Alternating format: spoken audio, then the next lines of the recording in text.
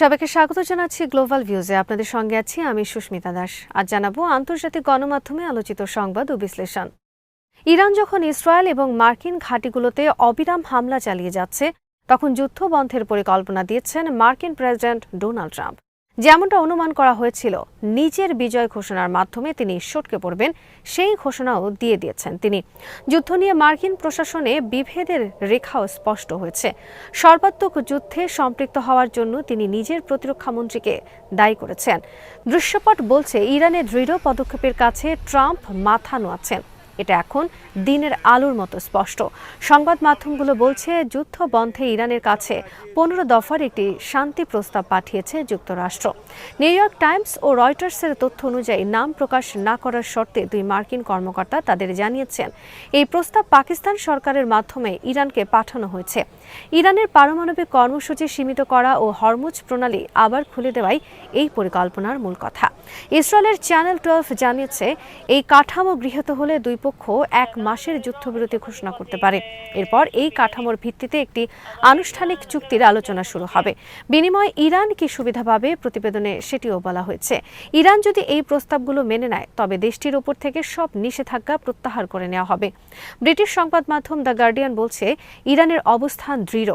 এ ধরনের শর্তে তারা রাজি হবেন বলে মনে হচ্ছে না। এ বিষয়ে উচ্চ পদস্থ ইরানি কোনো কর্মকর্তার মন্তব্য পাওয়া যায়নি। বরং ইসরায়েলি ও মার্কিন আগ্রাসনের জবাবে হামলার তীব্রতা আরও বাড়িয়েছে দেশটি। ইরানের ইসলামী বিপ্লবী গার্ড বাহিনী বা আইআরজিসি বুধবার তাদের প্রতিশোধমূলক অপারেশন ট্রু প্রমিস 4-এর 80তম পর্যায়ের অভিযান সফলভাবে সম্পন্ন করার কথা জানিয়েছে। এবার উত্তর ইসরায়েলের কৌশলগত পয়েন্ট এবং সামরিক কেন্দ্রগুলোতে আঘাত হানার পাশাপাশি এই অঞ্চল জুড়ে থাকা মার্কিন ঘাঁটিগুলোতে বড় ধরনের হামলা চালানো হয়। এক বিবৃতিতে আইআরজিসি জানিয়েছে, লেবাননের প্রতিরোধ আন্দোলন হিজবুল্লাহর গৌরবময় অভিযান এবং ইসরায়েলে আগ্রাসনের শিকার দক্ষিণ লেবাননের বাসিন্দাদের সমর্থনে সর্বশেষ পর্যায়ের এই হামলা চালায় বাহিনীর অ্যারোস্পেস ফোর্স। বিবৃতিতে বলা হয়, ফোর্সের ভারী ও অব্যাহত ক্ষেপণাস্ত্র হামলায় ইসরায়েলের উত্তরাঞ্চলে অবস্থিত কৌশলগত পয়েন্ট এবং সামরিক কেন্দ্রগুলো গুঁড়িয়ে দেওয়া হয়েছে। আইআরজিসি আরও বলেছে, উত্তরের শহর সাফেদ এ অবস্থিত জায়নবাদী বাহিনীর সামরিক কমান্ড ছিল এই হামলার অন্যতম প্রধান লক্ষ্যবস্তু। এই কমান্ড সেন্টারটি উত্তর সীমান্ত বরাবর হামলা ও প্রতিরক্ষা সমন্বয়ের দায়িত্বে নিয়োজিত ছিল। বিবৃতিতে এই হামলাগুলোকে শিশু হত্যাকারী জায়নবাদী শাসকের বিরুদ্ধে ধারাবাহিক অভিযানের অংশ হিসেবে বর্ণনা করা হয়। বাহিনীটি জানিয়েছে, জায়নবাদী বাহিনীর উত্তরের সমবেত হওয়ার স্থানসমূহ এবং গাজা বেল্টে ভারী ক্ষেপণাস্ত্র ও ড্রোন হামলা চালানো হবে। তারা জোর দিয়ে বলেছেন, এই পাল্টা হামলা চলাকালীন আইআরজিসি সামান্যতম ছাড় দেবে না।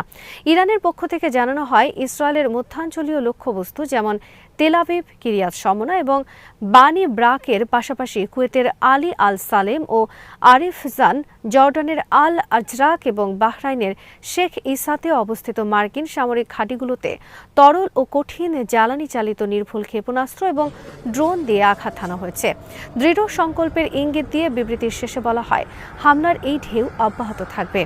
এদিকে বুধবার সকালে কুয়েত আন্তর্জাতিক বিমানবন্দরে ড্রোন হামলার ঘটনা ঘটেছে।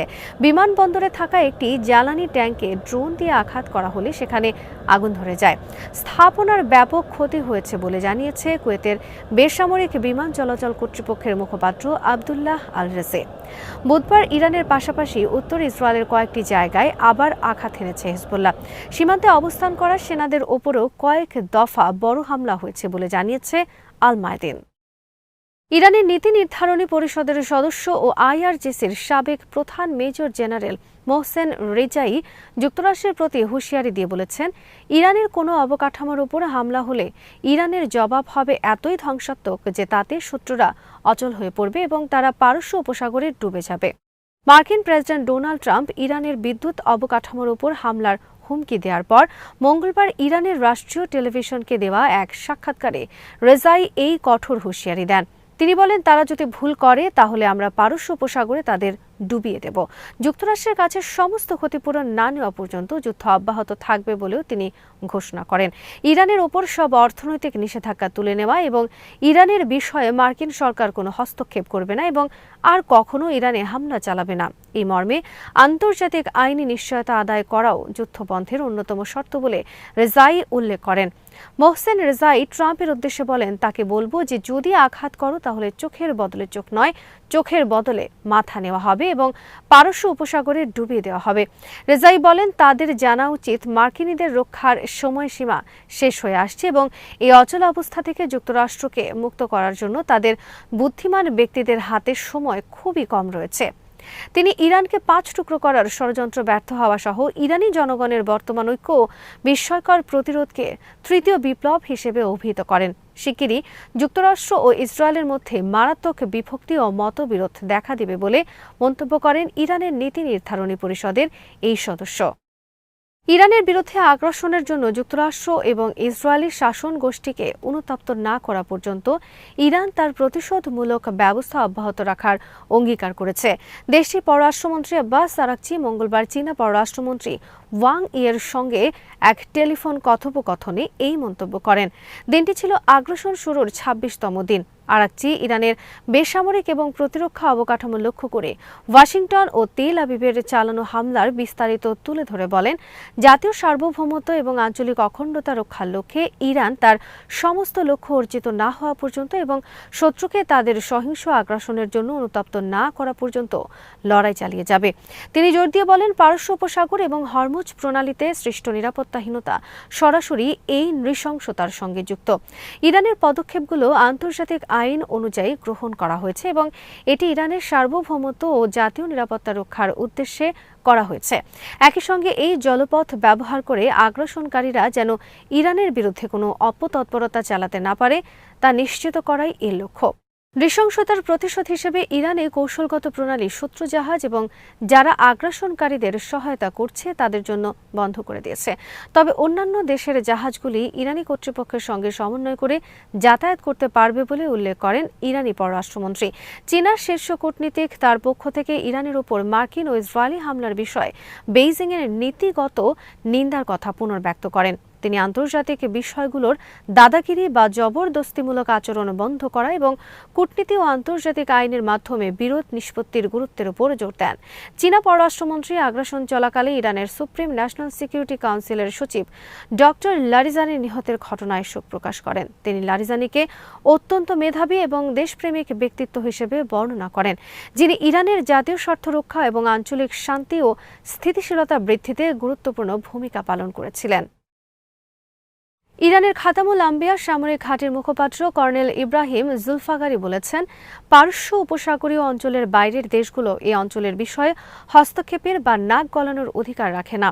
তিনি বলেন, হরমুজ প্রণালী মাইন বিছানোর প্রয়োজন ছাড়াই শক্তিমত্তার সঙ্গে নিয়ন্ত্রণ করা হবে। তিনি জানান, পরিপূর্ণ শক্তিমত্তা এবং চৌকস দক্ষতার সঙ্গে ইরান পারস্য উপসাগর ও ওমান সাগরের জলরাশি নিয়ন্ত্রণ করছে। তাই পারস্য উপসাগরে মাইন বিছানোর দরকার হবে না। তবে প্রয়োজন দেখা দিলে নিরাপত্তা রক্ষার জন্য যে কোনো পদক্ষেপ নেওয়া হবে। খাতামুল আম্বিয়া ঘাঁটির এই মুখপাত্র আরও বলেন, ইরানের সশস্ত্র বাহিনী মার্কিন ইসরায়েলি শত্রুর উপর কর্তৃত্বের মাধ্যমে ও আঞ্চলিক দেশগুলোর সহযোগিতার মাধ্যমে পারস্য উপসাগরের নিরাপত্তা রক্ষায় সক্ষম এবং এক্ষেত্রে এই অঞ্চলের বাইরের দেশগুলোর হস্তক্ষেপ করার কোনো অধিকার নেই। এদিকে ঘাঁটির কেন্দ্রীয় সদর দপ্তরের senior commander major general Ali Abdullahi বলেছেন, পূর্ণ বিজয় না আসা পর্যন্ত লড়াই অব্যাহত রাখবে সশস্ত্র বাহিনী। ইরানকে বিভিন্ন অংশে ভাগ করতে যুক্তরাষ্ট্র ইসরায়েল এই হামলা শুরু করেছিল উল্লেখ করে তিনি বলেন, এখন লজ্জাজনক পরাজয় নিশ্চিত হওয়ার পর যুদ্ধ থেকে বেরিয়ে যেতে যুক্তরাষ্ট্র পথ খুঁজছে। মার্কিন যুক্তরাষ্ট্রের প্রেসিডেন্ট ডোনাল্ড ট্রাম্প ইরানের বিরুদ্ধে চলমান সামরিক আগ্রাসনের দায়ভার তার প্রতিরক্ষামন্ত্রী পিট হেগসেতের উপর চাপিয়ে দিয়েছেন। টেনেসি অঙ্গরাজ্যে এক গোল টেবিল বৈঠকে ট্রাম্প পেন্টাগন প্রধানকে পাশে বসিয়ে ট্রাম্প বলেন, আমি পিটকে কল করলাম, জেনারেল ড্যান কেইনকে কল করলাম। আমাদের অনেক মহান মানুষকে আমি কল করেছিলাম, বলেছিলাম চলুন কথা বলি। মধ্যপ্রাচ্যে আমাদের সমস্যা আছে। ইরান নামে এমন একটি দেশ আছে যারা ৪৭ বছর ধরে সন্ত্রাসের মদতদাতা এবং তারা পারমাণবিক অস্ত্রের খুব কাছাকাছি পৌঁছে গেছে। আমরা চাইলে মধ্যপ্রাচ্যে একটি ছোট সফর করে এই সমস্যাটি মিটিয়ে ফেলতে পারি। হেক্সেতের দিকে ফিরে ট্রাম্প বলেন, পিট, আমার মনে হয় তুমি প্রথম মুখ খুলেছিলে এবং বলেছিলে চলুন এটা করি, কারণ আপনি তাদের পারমাণবিক অস্ত্র হাতে পেতে দিতে পারেন না। এর আগে ট্রাম্প বলেছিলেন ভাইস প্রেসিডেন্ট জেডি ভান্স এই যুদ্ধের বিষয়ে ট্রাম্পের চেয়ে কম উৎসাহী ছিলেন। ব্লুমবার্গের এক রিপোর্টে বলা হয়েছে, ইসরায়েলি প্রধানমন্ত্রী বেঞ্জামিন নেতানিয়াহু এবং রক্ষণশীল মিডিয়া মোগল রুপার্ট মার্ডক ইরানের বিরুদ্ধে যুদ্ধের পক্ষে ট্রাম্পকে আগ্রহী করেছিলেন। অন্যদিকে ভান্স, পররাষ্ট্রমন্ত্রী মার্কো রুবিও এবং চিফ অফ স্টাফ সুজি ওয়াইলস এ বিষয়ে সন্দিহান ছিলেন। গত সপ্তাহে ন্যাশনাল কাউন্টার টেররিজম সেন্টারের সাবেক প্রধান জো কেন্ট যুদ্ধ নিয়ে মতবিরোধের জেরে পদত্যাগ করার সময় দাবি করেছিলেন ইসরায়েলি যুক্তরাষ্ট্রকে এই যুদ্ধে টেনে এনেছে। আজ এখানেই শেষ করছি। সবাই ভালো থাকুন, সুস্থ থাকুন আর দেখতে থাকুন বিডি ভিউজ। চ্যানেলটি ভালো লাগলে সাবস্ক্রাইব করুন, সংযুক্ত থাকুন আমাদের ফেসবুক পেজে।